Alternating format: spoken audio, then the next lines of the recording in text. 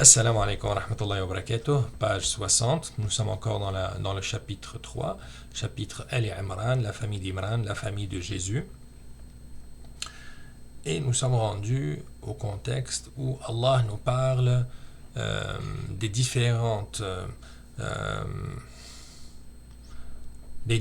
complots que les gens du livre juifs et chrétiens ont fait pour se détourner du rappel de Mohammed alayhi salatu wassalam, et Allah nous parle de leur personnalité et de certains traits caractéristiques de leur religion et personnalité. Lecture. أعوذ بالله من الشيطان الرجيم. بسم الله الرحمن الرحيم. وإن منهم لفريقا يلوون ألسنتهم بالكتاب لتحسبوه من الكتاب وما هو من الكتاب. Et il y a parmi eux certains qui roulent leur langue en lisant le livre pour vous faire croire que cela provient du livre. ويقولون هو من عند الله وما هو من عند الله. Et ils disent ceci vient d'Allah alors qu'il ne vient point d'Allah. ويقولون على الله الكذب وهم يعلمون. Ils disent des mensonges sciemment contre Allah. Ok, comment pouvons-nous interpréter ce... Donc, si on dit que le livre ici c'est la Torah, donc il était coutume que certains d'entre eux lisent des versets de la Torah en faisant des petits tours de passe-passe avec leur langue pour que ceux qui ne connaissent pas pensent que ça vient d'Allah et que eux ils vont dire que ça vient d'Allah alors que ça ne vient pas d'Allah. Ça ne sert que leurs intérêts personnels. Et donc ceci peut être... Allah nous montre comment il falsifiait les textes, il sortait les textes de leur contexte pour travailler leurs propres intérêts. On peut aussi le lire de cette façon, que ils vont prendre des versets du Coran, modifier quelques mots, mais au moment de le réciter, ça ne paraît pas qu'ils ont changé des mots. Et ensuite, ils vont dire à ceux qui ne savent pas ces textes-là que ça provient d'Allah, alors que ça ne provient pas d'Allah. Le point étant, ils veulent semer le doute et obtenir des comportements et des pensées qui ne sont pas dans l'islam. Et ceci, on le voit aujourd'hui. Ils vont toujours sortir des versets de leur contexte et l'utiliser à des fins tout autres que celles que Allah a voulu que ça soit utilisé. C'est des magouilles, c'est de la manipulation, et Allah n'aime pas ce genre de manipulation mensongère. Et Allah mentionne très bien qu'ils le font sciemment. Ils le font en connaissance de cause. Ils mentent sciemment. ما كان لبشر أن يؤتيه الله الكتاب والحكم والنبوة ثم يقول للناس كونوا عبادا لي من دون الله. Il ne conviendrait pas à un être humain qu'Allah a donné le livre et la compréhension et la prophétie de dire ensuite aux gens soyez mes adorateurs à l'exclusion d'Allah, mais au contraire. Donc, ceci peut être vu à deux niveaux. Donc, Allah ne peut pas envoyer un messager, un prophète aux gens, et ensuite ce messager-là va dire que je suis Dieu et suivez-moi. Ça ne marche pas. S'il a été envoyé comme messager d'Allah, il a été envoyé comme prophète, c'est pour que les gens disent La ilaha illallah, il n'y a d'autres divinités que Allah. Allah est unique. Et qu'ils font les bons actes d'adoration d'Allah et les bons actes pour mériter le paradis. Donc, monothéisme, croyance et foi. Et ensuite, les conséquences de cette foi, c'est le bel agir sur terre. Or, on se trouve avec des gens qui vont diviniser Marie et Jésus et le Saint-Esprit. Ça ne marche pas. Allah l'a envoyé en mission pour guider l'humanité à vénérer le Dieu créateur de l'univers. Il n'est pas convenable qu'on attribue à Dieu un enfant et dire que lui c'est le fils de Dieu et que c'est une trinité et tout ce mensonge qui a été fait des décennies après l'élévation de Jésus.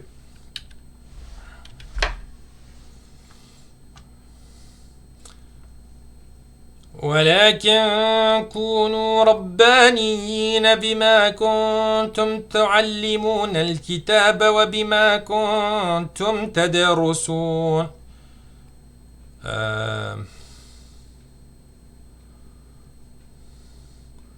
Mais au contraire, il devra dire devenez des savants, obéissant au Seigneur, puisque vous enseignez le livre et vous l'étudiez. Et donc, votre devoir, je parle des rabbis et des prêtres et tout, est de devenir des savants, de bien étudier cette religion, d'étudier le message d'Allah, que ce soit le message de Moïse à l'époque de Moïse, ou bien le message de Jésus à l'époque de Jésus, ou bien le message de Mohammed jusqu'à la fin des temps, le comprendre et ensuite l'enseigner aux gens. Et non pas tirer de ces messages un petit profit dans l'ici-bas et de faire et de chercher un statut social et chercher un gain économique considérable avec la religion. ولا يأمركم أن تتخذوا الملائكة والنبيين أربابا. Et il ne va pas vous commander de prendre pour Seigneur les anges et les prophètes. C'est ce que les chrétiens ont fait. Ils ont rendu Jésus fils de Dieu et Dieu, et ont rendu le Saint-Esprit qui est l'ange Gabriel une partie de Dieu, alors que Allah est unique. Il ne se divise pas, il ne devient pas plusieurs, il n'a pas d'enfants, il n'a pas besoin d'enfants, il n'a pas besoin de compagne. أَيَأْمُرُكُمْ بِالْكُفْرِ بَعْدَ إِذْ أَنْتُمْ مُسْلِمُونَ. Vous commandera-t-il de rejeter la foi, vous qui êtes déjà musulmans? Donc, le fait d'attribuer à Allah une autre divinité, le fait d'attribuer à Allah un enfant, le fait d'attribuer à Allah des anges faisant partie de lui, parce que Allah a créé les anges comme il a créé les humains. Tout ça, c'est du kufr. Allah pose la question, est-ce que mes messagers vont vous demander de m'écroire après que vous soyez déjà soumis à Allah? Ça ne marche pas, c'est pas une logique. وَإِذْ أَخَذَ اللَّهُ مِيثَاقَ النَّبِيِّينَ لَمَا آتَيْتُكُم مِّن كِتَابٍ وَحِكْمَةٍ ثم جاءكم رسول مصدق لما معكم لتؤمنن به ولتنصرنه. Et lorsque Allah prit cet engagement des prophètes, chaque fois que je vous accorderai un livre et de la sagesse, et qu'ensuite un messager vous viendra confirmer ce qui est avec vous, vous devez croire en lui et vous devrez lui porter secours.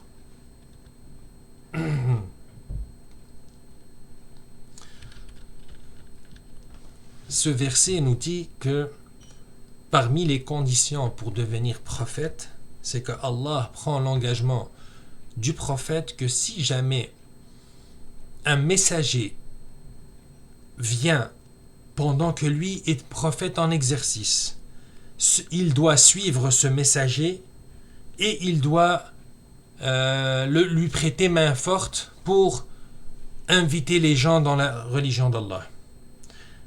Certains mufassirin vont dire que c'est encore plus précis, que chaque prophète, parce que le prophète, tout messager est prophète, mais pas tous les prophètes sont des messagers. Et donc, être messager, c'est comme un grade plus haut dans la prophétie. Le prophète peut être de ce niveau, mais lorsqu'il devient messager, il devient un niveau plus avancé dans la prophétie. Et avoir un message, c'est-à-dire avoir un message et une nouvelle législation qui vient avec. Moïse était messager, Jésus était messager.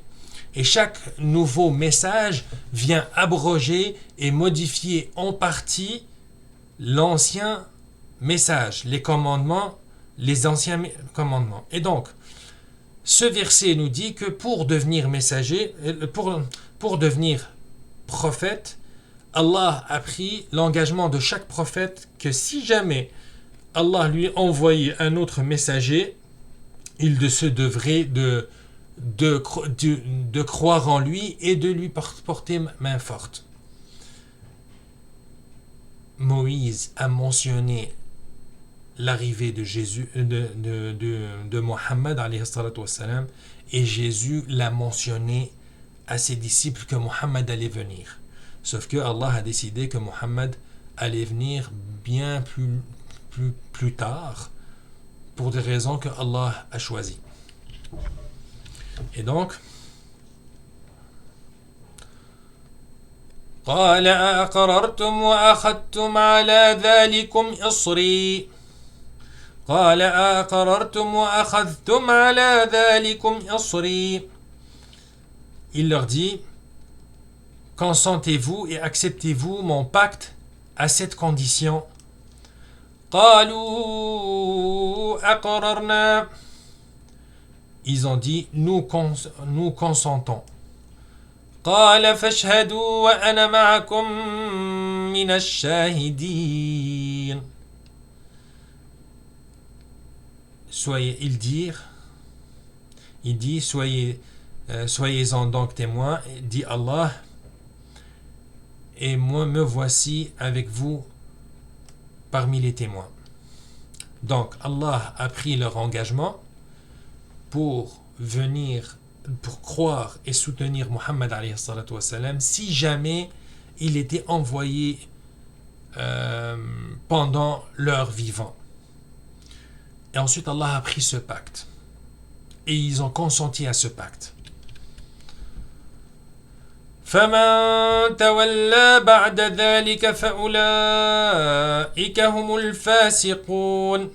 Quiconque ensuite tournera le dos, alors ce sont eux qui seront les pervers. Quiconque s'en détourne de ce pacte sera considéré comme pervers. Maintenant, on sait pour fait que les prophètes n'ont jamais rompu ce pacte.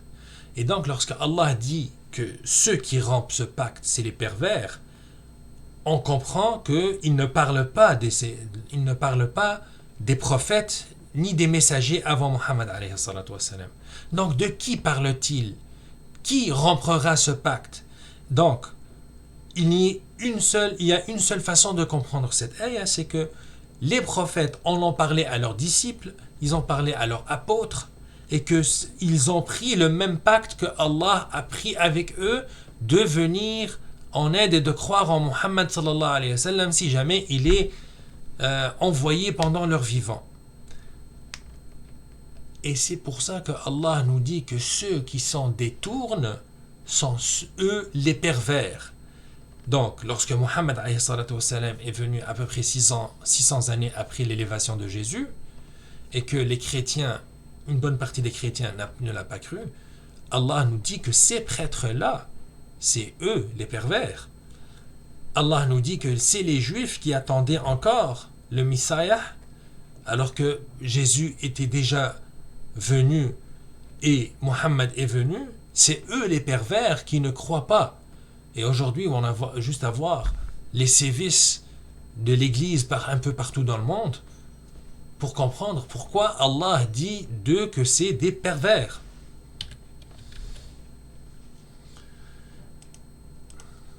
أَفَغَيْرَ دِينِ اللَّهِ يَبْغُونَ Désire-t-il une autre religion que celle d'Allah? وَلَهُ أَسْلَمَ مَنْ فِي السَّمَاوَاتِ وَالْأَرْضِ طَوْعًا وَكَرْهًا alors que se soumet à Allah, à lui, à Allah, bon gré, malgré tous ceux qui existent dans les cieux et dans la terre. Tawan, bon gré, karhan, malgré. Malgré, qu'est-ce que ça veut dire malgré? Est-ce qu'on va forcer les gens à devenir musulmans? Non. On l'avait déjà mentionné dans Surat al-Baqarah que on ne peut forcer quelqu'un à croire.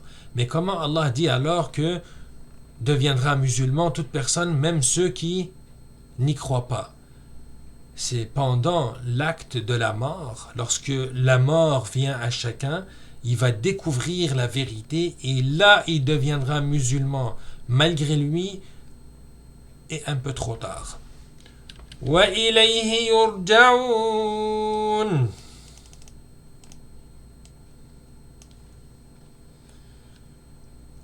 et que c'est vers lui qu'ils seront ramenés. Chacun sera ramené vers Allah le jour du jugement dernier, après la mort, après qu'on soit ressuscité, et Allah va nous juger pour nous octroyer le paradis, Inch'Allah. Puisse Allah faire que nous ayons fait un bon travail de traduction. Puisse Allah accepter. Wassalamu alaikum wa rahmatullahi wa barakatuh.